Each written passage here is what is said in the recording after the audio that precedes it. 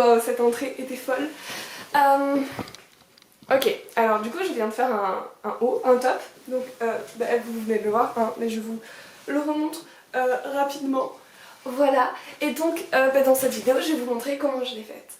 Comment je l'ai fait. Aussi, il va y avoir une voix off et genre je me suis juste filmée en train de le faire. Donc je pense que ça va être plus rapide et peut-être un peu moins rigolo, mais genre peut-être un peu plus dynamique. Enfin, vous me direz ce que vous... Genre si vous aimez que je le fasse plus de cette forme, je pense que je vais prendre moins de temps à tout expliquer parce que du coup vous allez pas me voir genre galérer et toutes mes réflexions sur le moment. Surtout que en plus je l'ai fait assez rapidement sans trop me poser de questions. Voilà. Bon, vous me verrez galérer quand même, mais voilà. Enjoy! Ici, la voix. Tout d'abord, vous allez étaler votre tissu par terre sur un sol propre de préférence. Puis, ce n'est pas montré, mais vous prenez une ficelle et vous mesurez à peu près vos contours, genre du haut en bas et genre de côté à côté. Puis, vous scotchez la ficelle sur du tissu, puis vous dessinez à la craie pour tracer les contours d'un rectangle. Ensuite, vous prenez quelques livres pour poser la caméra dessus, car ce sera plus haut. Puis, vous découpez le rectangle de tissu obtenu. Puis, vous mettez encore plus de livres sur la pile pour que la caméra soit encore plus haute. Et vous pouvez scotcher le rectangle de tissu sur vous pour avoir à peu près une idée de où vous voulez votre col et vos manches. Puis, vous rangez la pile de livres et décidez de prendre à la place un trépied dont vous pourrez ajuster la hauteur, ce qui sera bien plus pratique.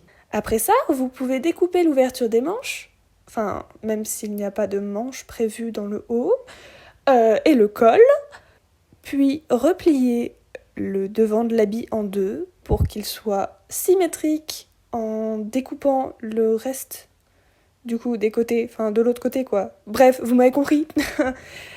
Ensuite, jouez la impulsive et découpez le devant de votre haut en deux, même si ce n'était pas prévu au départ car vous n'avez pas de fermeture éclair en réserve, le tissu n'est pas du tout élastique et vous ne voulez pas faire un gros truc immonde, donc vous décidez de mettre des boutons. Zut, je vais devoir apprendre à faire les boutonnières. Mais non, j'ai trouvé la solution plus tard. J'ai sélectionné des boutons qui étaient tous identiques, puis je me suis occupée du dos du vêtement, donc j'ai découpé un autre rectangle de tissu en prenant à peu près des mesures avec une ficelle. Ensuite, j'ai oublié de tourner la caméra et donc on me voit en train de faire des choses sur le tissu, mais on ne sait pas ce que je fais. J'étais en fait en train de découper le col dans le dos, enfin de dessiner le col dans le dos et de découper les manches. Ensuite, je me suis rendu compte que je ne filmais pas ce que je faisais. Oh zut! Et il fallait montrer ça. Puis, j'ai superposé les côtés avant sur le côté arrière du vêtement. Je les ai épinglés ensemble et puis je les ai cousus à la machine.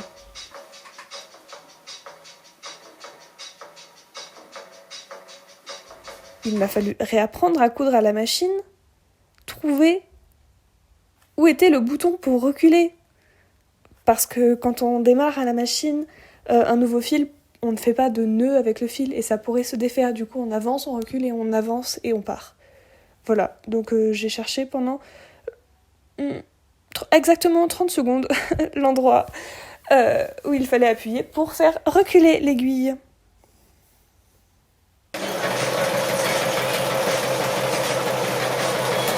Après ça, j'ai cousu un ourlet sur les ouvertures avant du vêtement pour que ça soit beau et lisse.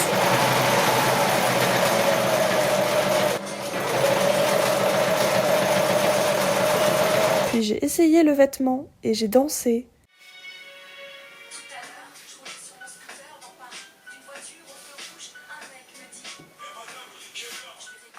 Puis j'ai joint les bretelles en haut du vêtement. Puis j'ai fait un ourlet sur toute la partie intérieure du col du vêtement. À s'arracher les dents. Et je l'ai cousu à la machine.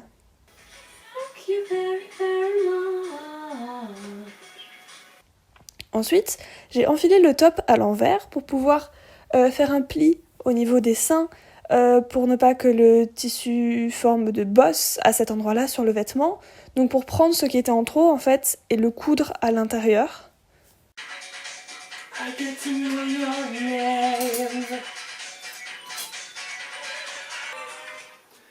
J'ai décidé d'en découdre avec ça.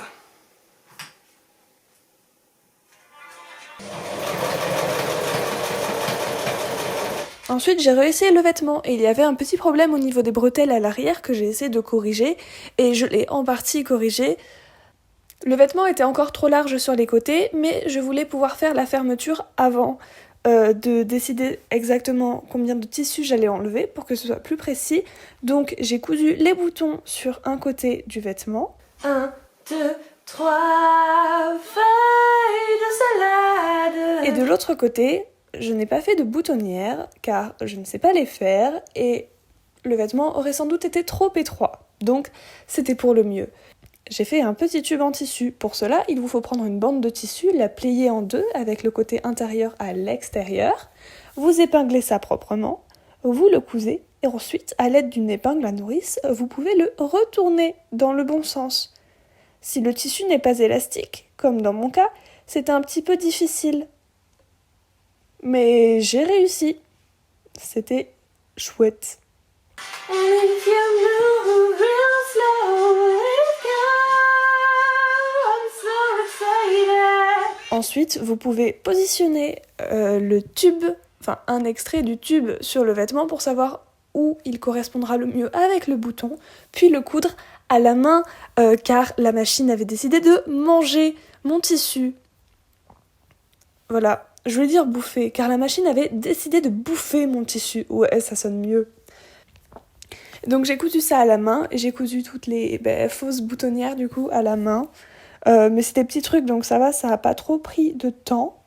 Ensuite, j'ai enfilé le vêtement à l'envers, j'ai attaché les boutons, et j'ai déterminé combien de tissu j'allais enlever sur les côtés, de sorte que ça soit à peu près symétrique de chaque côté.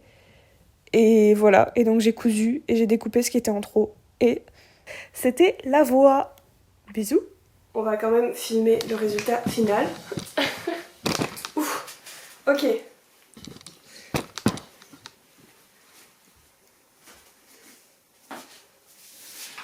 Voilà. En vrai, le motif est super sympa. Au départ, j'avais pas du tout prévu de faire un top comme ça, du coup, mais j'en ai fait un finalement.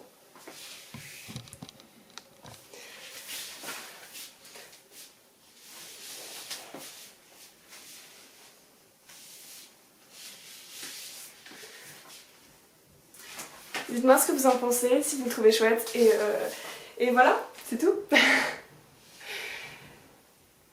Bon, vous l'avez sûrement vu, mais vu que j'ai fini les cours, j'ai ma machine à coudre sur mon bureau. Et voilà, je vais pouvoir coudre tout l'été. En plus, je vous montre, hier, je suis allée... Oui, bon, je vous expliquerai ça. Je vous aurais expliqué ça à l'écrit dans la vidéo un peu avant. Mais hier, du coup, j'ai acheté du tissu. Et pas un seul, deux. Alors, tout d'abord, il y a ce tissu là, qui est genre tout mou, tout élastique et tout stretchy et tout, genre... Oh, j'ai trop hâte de faire des trucs avec ça. J'en ai 3 mètres de longueur, sachant que la largeur, j'en ai, je sais pas, 1,60 m peut-être. Et j'ai aussi celui-là, qui est moins élastique, mais qui a des rayures du coup. C'est chouette les rayures, on aime les rayures. Et voilà, donc stay tuned pour l'été, parce que du coup j'ai ma machine à coudre, j'ai du fil, j'ai du tissu, et j'ai plein d'idées dans la tête. Allez, bisous!